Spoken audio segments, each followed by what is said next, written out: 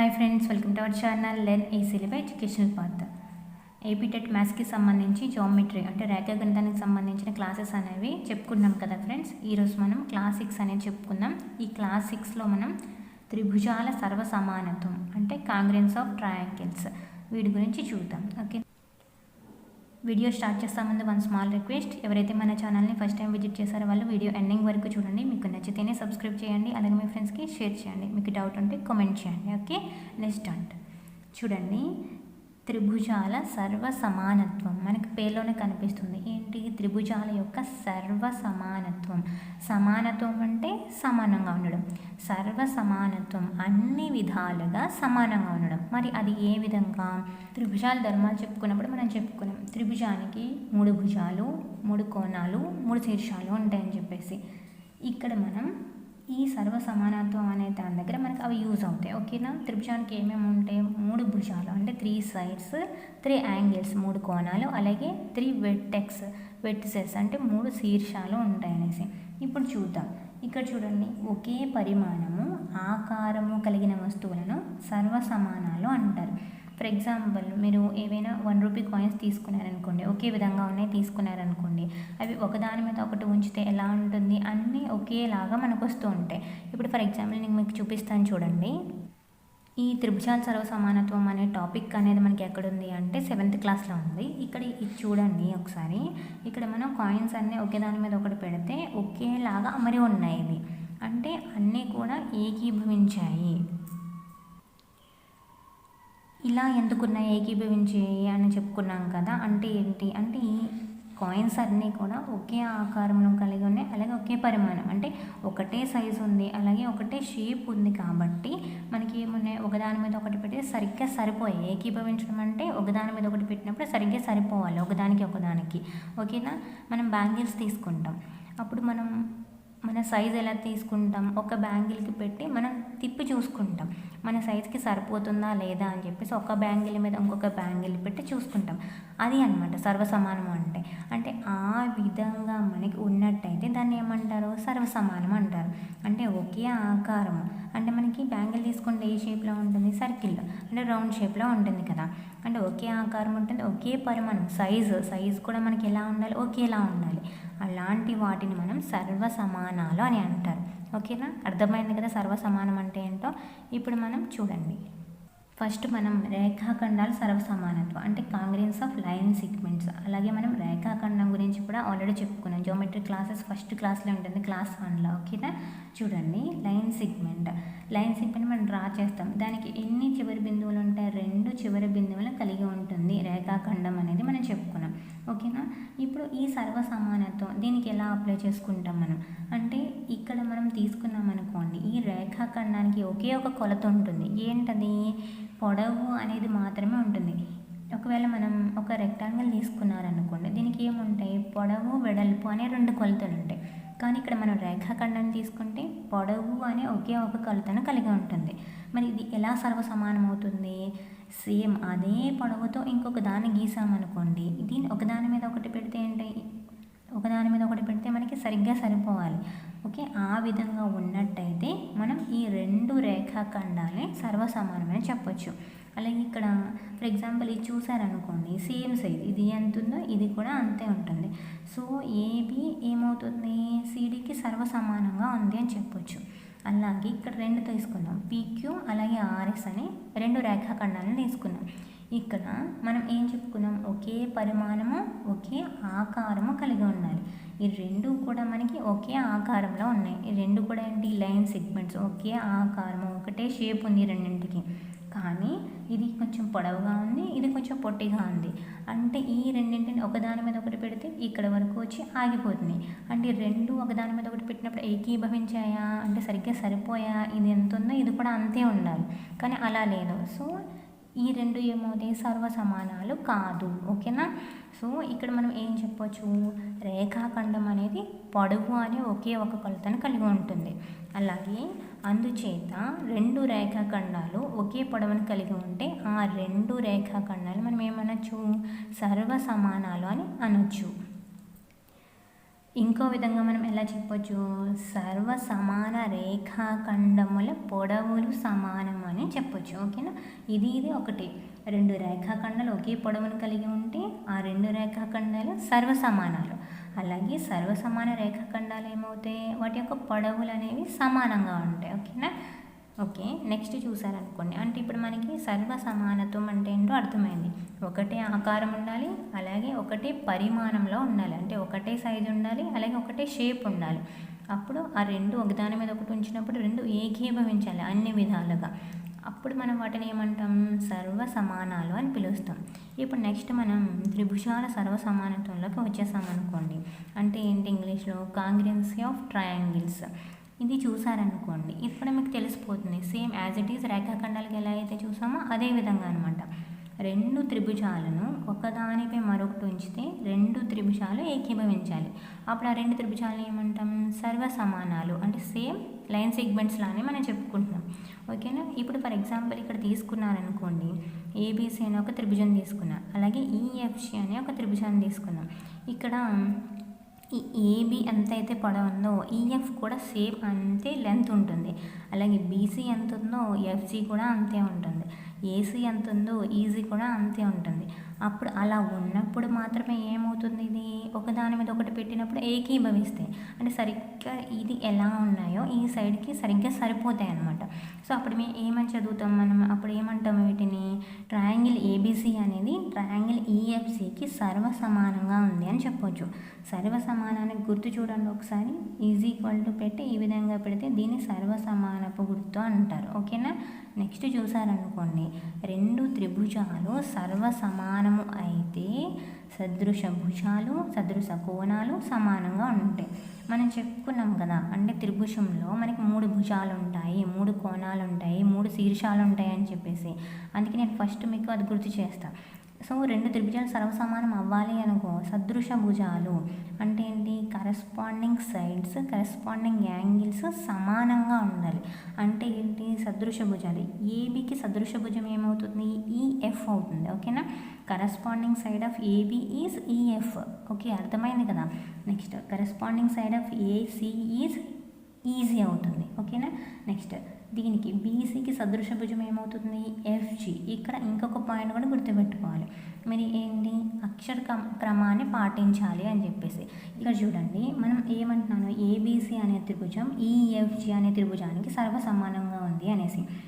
ABC అనే త్రిభుజం, ఇక్కడ సరిగ్గా గమనించండి, నేను ఏమంటున్నాను, ఏబీసీ అనే త్రిభుజం ఎఫ్జిఈకి సర్వ సమానంగా ఉంది అంటే కరెక్ట్ అవుతుందా, రాంగ్. ఎందుకు అంటే ఇక్కడ నేను ఏబీసీ అన్నాను, సరిగ్గా ఇవి కూడా అక్షర క్రమాన్ని పాటించాలి అని చెప్తున్నాను.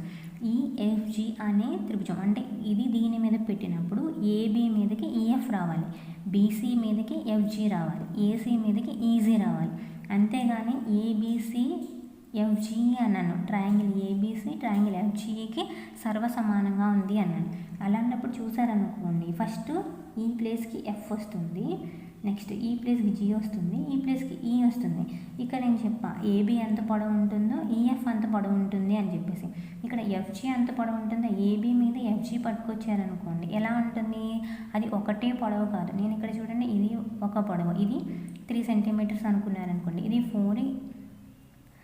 4 ఉంటుంది, ఇది 6 ఉంది అనుకున్నారనుకోండి, ఫర్ ఎగ్జాంపుల్ అలా అనుకోండి. సో ఇక్కడ కూడా ఇది 3 ఉంటుంది, ఇది 4 ఉంటుంది, 6 ఉంటుంది. నేను ఇప్పుడు ఏమంటున్నాను, ఏబీ మీదకి పట్టుకొచ్చి ఎఫ్జి పెట్టాను. సో ఈ రెండు ఏకీభవిస్తాయి, ఇది 3 సెంటీమీటర్స్, ఇది 4 సెంటీమీటర్స్. ఇది ఎక్కువైపోతుంది కదా. మనం చెప్పుకున్నాం సర్వ సమానంగా ఉన్నాయి అంటే ఒకదాని మీద ఒకటి ఉంచినప్పుడు ఏకీభవించాలి. ఒకదానికి టచ్ చేస్తూ మనం ఎలా అయితే ఉన్నాయో ఈ విధంగా రెండోది కూడా ఉండాలి. ఓకేనా. ఆ విధంగా ఉంటేనే సర్వ సమానం అంటాం. ఇక్కడ మనం నార్మల్గా అయితే చదువుతాం ఏబీసీ అని బీసీఏ అని చదువుతాం ట్రయాంగిల్స్ని, కానీ ఇక్కడ అక్షర క్రమాన్ని పాటించాలి. Very very important. ఇక్కడ మనం సర్వ సమానత్వం గురించి చెప్తున్నప్పుడు ఖచ్చితంగా అక్షర క్రమాన్ని పాటిస్తూ వెళ్ళాలి. అర్థమైంది కదా ఈ పాయింట్ అనేది మీకు. నెక్స్ట్ మీకు ఏమైనా డౌట్ ఉంటే కామెంట్ సెక్షన్లో కామెంట్ చేయండి ఫ్రెండ్స్. ఓకేనా. ఇక్కడ మనం చెప్పుకున్నాం సదృశ భుజాలు అంటే ఏంటి, సదృశ కోణాలు అంటే ఏంటి, కరెస్పాండింగ్ సైడ్స్ ఏంటి, కరెస్పాండింగ్ యాంగిల్స్ ఏంటి.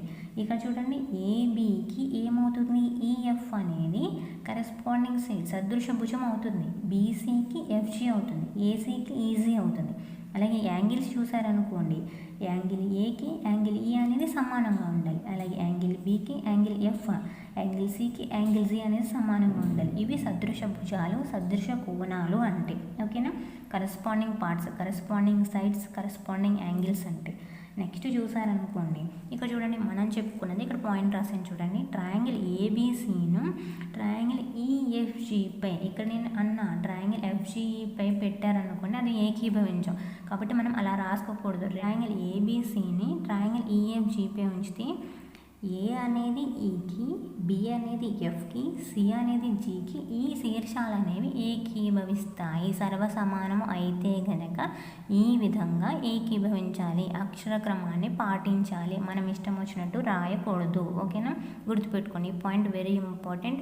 మీరు చూసే ఈ నియమాలు ఉంటాయి కదా, భూ నియమం, లంకాభూ నియమం, ఈ నియమాలన్నింటికి కూడా ఈ అక్షర క్రమం అనేది చాలా ఇంపార్టెంట్. ఓకేనా, మీరు అటు నుంచి ఇటు, ఇటు నుంచి అటు రాసేయకూడదు. ఈ పాయింట్ అనేది గుర్తుపెట్టుకోండి. నెక్స్ట్ చూడండి, నెక్స్ట్ చూసారనుకోండి, ఏబి రేఖాఖండం అనేది ఈఎఫ్కి, మనం అటువైపు చూసాం కదా, బీసీ అనేది ఎఫ్జీకి, ఏసీ అనేది ఈజీకి, అంటే ఈ సైడ్స్ అనేవి ఏకీభవిస్తాయి సర్వసమానాలు అయితే. అలాగే యాంగిల్స్ కూడా, యాంగిల్ ఏ అనేది యాంగిల్ ఈకి, యాంగిల్ బి అనేది యాంగిల్ ఎఫ్కి, మనం ఈ విధంగా వేసుకున్నాం. ABC EFG. ఓకేనా, ఏబి అనేది ఈఎఫ్కి, బీసీ అనేది ఎఫ్జీకి, ఏసీ అనేది ఈజీకి, ఈ భుజాలు ఏకీభవించాలి. అలాగే యాంగిల్ ఏ యాంగిల్ ఈకి, యాంగిల్ బి యాంగిల్ ఎఫ్కి, యాంగిల్ సి యాంగిల్ సిలు ఇవి ఏకీభవించాలి. ఓకేనా, అలా అయినట్టయితేనే ఆ రెండు త్రిభుజాలు సర్వసమానాలు అని చెప్తాం మనం. ఓకేనా, నెక్స్ట్ చూసారనుకోండి, ఇక్కడ చూడండి నేను చెప్పిన పాయింట్ ఇది అయితే చాలా ఇంపార్టెంట్ పాయింట్, తీసి పాడేయకండి పాయింట్ని. త్రిభుజాలను సూచించే అక్షర క్రమము సదృశ భాగాల మధ్య సంబంధాలను తెలియజేస్తుంది. అప్పుడు మాత్రమే మనం క్లారిటీగా మనం చెప్పగలుగుతాం. ఓకేనా, అక్షర క్రమము అనేది చాలా ఇంపార్టెంట్. నెక్స్ట్ చూడండి, నియమాల దగ్గరికి రండి, చాలా ఇంపార్టెంట్ ఈ నియమాలు అనేవి. త్రిభుజాల సర్వసమానత్వమునకు నియమాలు ఏంటది? ఫస్ట్ వచ్చేసి భుజము భుజము భుజము. ఏంటి భుజము భుజము భుజము నియమము? దీన్నే షార్ట్కట్లో ఏమంటారంటే భూ నియమం అని, సైడ్ సైడ్ సైడ్ నియమం అని పిలుస్తారు. ఓకేనా, ఇక్కడ చూసారనుకోండి, ఇక్కడ చూడండి, రెండు త్రిభుజాలలో మొదటి త్రిభుజంలోని 3 భుజాలు వరుసగా రెండవ త్రిభుజంలోని సదృశ భుజాలకు సమానము అయితే ఆ 2 త్రిభుజాలు సర్వసమానము. ఏమంటున్నారు? ఇక్కడ రాశారు, మన పేర్లోనే ఉంది, భుజము భుజము భుజము అంటే సైడ్ సైడ్ సైడ్. మనం తీసుకున్న 2 ట్రయాంగిల్స్ ఏవైతే ఉన్నాయో వాటిల్లో ఏబి అనేది అంటే సదృశ భుజాలు అంటున్నాం. భుజము భుజము భుజము భుజము భుజము నియమము కాబట్టి 2 త్రిభుజాలలో మొదటి త్రిభుజంలోని 3 భుజాలు వరుసగా రెండవ త్రిభుజంలోని సదృశ భుజాలకు సమానమైతే ఆ 2 త్రిభుజాలని సర్వసమానమని చెప్పొచ్చు. ఇక్కడ మనం చెప్పుకున్నది ఏంటి? భుజము భుజము భుజము నియమం కదా. ఇక్కడ చూసారనుకోండి, ఏబి 3 ఉంది, బీసీ 3 ఉంది, ఏసీ అనేది 3 ఉంది. సో ఇక్కడ కూడా ఈఎఫ్ అనే 3 ఉంది, ఎఫ్జీ అనే 3 ఉంది, ఈజీ అనే 3 ఉంది. సో సదృశ భుజాలు అనేవి ఎలా ఉన్నాయి? ఈక్వల్గా ఉంటాయి, అంటే సమానంగా ఉన్నాయి. కాబట్టి ఈ 2 త్రిభుజాలను మనం ఏం చెప్పొచ్చు? సర్వసమానాలు. ట్రయాంగిల్ ఏబిసి అనేది ట్రయాంగిల్ ఈఎఫ్జీకి సర్వసమానంగా ఉంది అని చెప్పొచ్చు. లేదు అంటే మనం ఇలా కూడా తీసుకోవచ్చు. ఇక్కడ నేను అన్నీ కూడా ఒకటే కొలతతో రాశాను, కానీ ఇలా ఒకటే కొలతతో ఉండాలా? అక్కర్లేదు. నేను ఇక్కడ రాసింది ఏంటి? ఈక్వలేటరల్ ట్రయాంగిల్గా రాశాను. కానీ అలా లేకపోయినా కూడా మనం ఇలా కూడా తీసుకోవచ్చు. ఏబిసి ఉంది కదా, ఇది 2 అనుకున్నారనుకోండి, ఇది 3 అనుకున్నారనుకోండి, ఇది 4. అలాగే ఈఎఫ్జీ తీసుకుంటాము, సేమ్ అదేవిధంగా ఈఎఫ్జీ తీసుకున్నారనుకోండి, ఇక్కడ 2 ఉంటుంది, ఇక్కడ 3 ఉంటుంది, ఇక్కడ 4. అంటే సదృశ భుజాలు కరస్పాండింగ్ సైడ్స్ అనేవి ఎలా ఉండాలి? ఈక్వల్గా ఉండాలి. ఏబి అనేది ఈఎఫ్కి, బీసీ అనేది ఎఫ్జీకి, ఏసీ అనేది ఈజీకి సమానంగా ఉండాలి. అలా ఉన్నట్టయితే అంటే ఈ సైడ్స్కి సదృశ భుజాలు అనేవి సమానంగా ఉన్నట్టయితే ఆ 2 త్రిభుజాలని సర్వసమానాలు అంటారు. ఇక్కడ చూడండి, నేను ఎగ్జాంపుల్స్ రాశాను, ఒకసారి చూడండి. ట్రయాంగిల్ పీక్యూఆర్ అనేది ట్రయాంగిల్ XYZకి సర్వసమానంగా ఉంది అని ఇచ్చారు. ఇది సత్యమేనా చూసుకుందాం. రెండు త్రిభుజాల యొక్క సదృశ కోణాలను గుర్తించండి. సదృశ కోణాలు అంటే ఏంటి? Corresponding angles. అంటే ఇక్కడ R ఎలా ఉంది, ఇక్కడ X ఎలా ఉంది, ఇక్కడ Y ఎలా ఉంది, ఇక్కడ Z ఎలా ఉంది, ఇక్కడ Q ఎలా ఉంది, ఇక్కడ P ఎలా ఉంది. వేటికి ఏవి సదృశ భుజాలు అవుతాయి, సదృశ కోణాలు అవుతాయి. ఇక్కడ మనకి ఇక్కడ ఎలా ఉందో ఇక్కడ కూడా ఆ విధంగా ఇచ్చేదా? ఇవ్వలేదు. చూడండి ఇప్పుడు మనం ఏ విధంగా తీసుకోవాలి. ఇప్పుడు ఇక్కడ RQ అనేది 5.4 ఉంది, ఇక్కడ YZ అనేది 5.4 ఉంది. సో మళ్ళీ ఇక్కడ PQ అనేది 2.9 ఉంది. సో మనం ఇక్కడ ఎలా తీసుకోవాలి? X ఎక్కడ పెట్టుకోవాలి, Y ఎక్కడ పెట్టుకోవాలి, Z ఎక్కడ పెట్టుకోవాలి. ఇక్కడ ఈ సైడ్ ఈక్వల్గా ఉంది. అలాగే ఈ 4 అంటే XZ అనేది RPకి సమానంగా ఉంది. అలాగే RQ అనేది YZకి. ఇక్కడ మనం తప్పు చెప్పకూడదు, అక్షర క్రమాన్ని పాటించాలి అన్నాం. సో ఇది ఒకదాని మీద ఒకటి పెడితే ఏకీభవించాలి. మనం ఏ విధంగా పెట్టినప్పుడు అది ఏకీభవిస్తుంది చూసుకుందాం. చూడండి ఇక్కడ చూసారనుకోండి, P అనే దాని దగ్గర మనం X పెట్టుకోవాలి, Q అనే దాని దగ్గర పోయి R అనే దాని దగ్గర Z పెట్టాలి. అప్పుడు మాత్రమే మనకి ఒకదాని మీద ఒకటి ఉంచినప్పుడు ఏకీభవిస్తాయి. చూడండి ఇక్కడ ZY అంటే ZY ఎంత ఉంది? 5.4 ఉంది. నెక్స్ట్ ZX ఎంత ఉంది? ZX అనేది 4 ఉంది. ZX అనేది ఎంత ఉంది? 4 ఉంది. అంటే మనం ఏ విధంగా పెట్టాలి? ఇది ఈ విధంగా ఉంది కదా, దాన్ని తీసుకొచ్చి ఇలా పెట్టినప్పుడు ఇది ఒకదాని మీద ఒకటి ఏకీభవిస్తాయి అన్నమాట. అంటే సైడ్స్ అనేవి ఏకీభవిస్తాయి. సో ఇప్పుడు ఏమవుతుంది? అక్షరక్రమం అంటే మనం ఏ విధంగా రాసుకోవాలి? ఇక్కడ ఈ త్రిభుజానికి లేకపోతే దీని మీద పెట్టుకున్నారనుకోండి, ఇక్కడ P వస్తుంది, Q దగ్గర Y దగ్గర Q వస్తుంది, Z దగ్గర ఏమొస్తుంది? R వస్తుంది. సో మనం ఎలా రాసుకోవచ్చు? ట్రయాంగిల్ PQR అనేది దేనికి సర్వసమానంగా ఉంది? PQR అనేది XYZకి సర్వసమానంగా ఉంది. ఇది వాళ్ళే ఇచ్చారు కదా, PQR అనేది XYZకి సర్వసమానంగా ఉంది అని చెప్పేసి. సో ఇది ఏమవుతుంది? సత్యమా కాదా? సత్యమే. తర్వాత మనల్ని ఏమడిగారు? రెండు త్రిభుజాల యొక్క సదృశ కోణాలను గుర్తించమన్నారు. సో సదృశ కోణాలు ఏమవుతాయి? యాంగిల్ P అనే దానికి సదృశ కోణం ఏమవుతుంది? యాంగిల్ X అవుతుంది. నెక్స్ట్ యాంగిల్ Qకి ఏమవుతుంది? యాంగిల్ Y అవుతుంది. నెక్స్ట్ యాంగిల్ Rకి ఏమవుతుంది? యాంగిల్ Z అవుతుంది. ఓకేనా? ఇవి సదృశ కోణాలు అవుతాయి. మనకి నచ్చినట్టు ఇక్కడ మనకి కన్ఫ్యూజ్ చేయడానికి చూడండి, మనకి ఏ విధంగా ఇచ్చారు? ఒకటి తిప్పి ఇచ్చారు, ఒకటి నార్మల్గా ఇచ్చారు. సో మనం జాగ్రత్తగా గుర్తించాలన్నమాట. సదృశ భుజాలు అంటే కరస్పాండింగ్ సైడ్స్ మనకి ఏ విధంగా అవుతాయి అనేది మనం గుర్తించాలి. ఓకేనా? ఇంకొకటి చూడండి, ఇంకొకటి చూస్తే మీకు ఇంకా క్లియర్గా అర్థమవుతుంది. నెక్స్ట్ ఎగ్జాంపుల్ చూడండి, క్రింది పటంలో ఏ రెండు త్రిభుజాలు సర్వసమానాలు. ఇక్కడ చూడండి ఏమంటున్నారు? ఏ రెండు త్రిభుజాలు. ఇక్కడ ఇచ్చినవి మనకు రెండే త్రిభుజాలు, కానీ ఏ విధంగా అక్షర క్రమాన్ని బట్టి ఏ విధంగా ఏ రకమైన త్రిభుజాలు అనేవి సర్వసమానాలు అవుతాయి. సరైన దాన్ని కనుగొనండి అన్నారు. మనకి ఇక్కడ ఏమవుతాయి? ఇక్కడ ఒకసారి చూడండి, గీద్దాం మనం. ఏంటి? PQR అనేది ఒకటి, అలాగే PQS అనేది ఒకటి. దీనికి సర్వసమానంగా ఉండాలంటే ఏ విధంగా డ్రా చేస్తే, అంటే సదృశ భుజాలు ఏ విధంగా ఉంటే అవుతుంది? PQ అనేది రెండింటికి ఉమ్మడిగా ఉంది. సో ఇది ఆ విధంగానే ఉంచండి. నెక్స్ట్ ఏముంది? PS అనేది 2 ఉంది, ఇక్కడ QS అనేది 2.5 ఉంది. అంటే QSని ఇక్కడ తీసుకున్నారనుకోండి, ఓకేనా? QS అనేది మనకి పెద్దగా ఉండాలి. ఓకేనా? QS అనేది పెద్దగా ఉండాలి. అలాగే ఇది S, QS అనుకోండి, ఇది 2.5 ఉంది కదా. సో ఆ విధంగా 2.5. నెక్స్ట్ ఎలా ఉండాలి? PS అనేది 2 కింద ఉండాలి. అంటే 2 కింద అంటే ఈ విధంగా తీసుకున్నాను అనుకోండి, ఇది 2 అనమాట. PS అనేది ఎంత? 2. సో ఈ PQ అనేది రెండింటికి ఉమ్మడి. ఇక్కడ మనకి సదృశ భుజాలు అనేవి ఏ విధంగా అవుతాయి? కరస్పాండింగ్ సైడ్స్ ఏమేమి అవుతాయో చూడండి. PQ అనేది రెండింటికి కామన్, కానీ ఈ త్రిభుజం మీద ఈ త్రిభుజం పెట్టినప్పుడు మనకి ఎలా ఉండాలి? సర్వసమానం అంటే ఏకీభవించాలి. సో ఇక్కడ ఏం రావాలి మనకి? ఇది ఏ విధంగా రాస్తాం మనం? QPS అంటే QS 2.5 ఉంది, PR 2.5 ఉంది. సో మనం PQR కింద తీసుకున్నాం అనుకోండి. ఇప్పుడు సెకండ్ ఇంకొక త్రిభుజాన్ని ఎలా తీసుకోవాలి? QPS కింద మనం తీసుకోవాలి. ట్రయాంగిల్ క్యూపిఎస్ అంటే అర్థమైంది కదా, అంటే పిఆర్ ఎంత ఉందో క్యూఎస్ కూడా అంత ఉంది మనకి.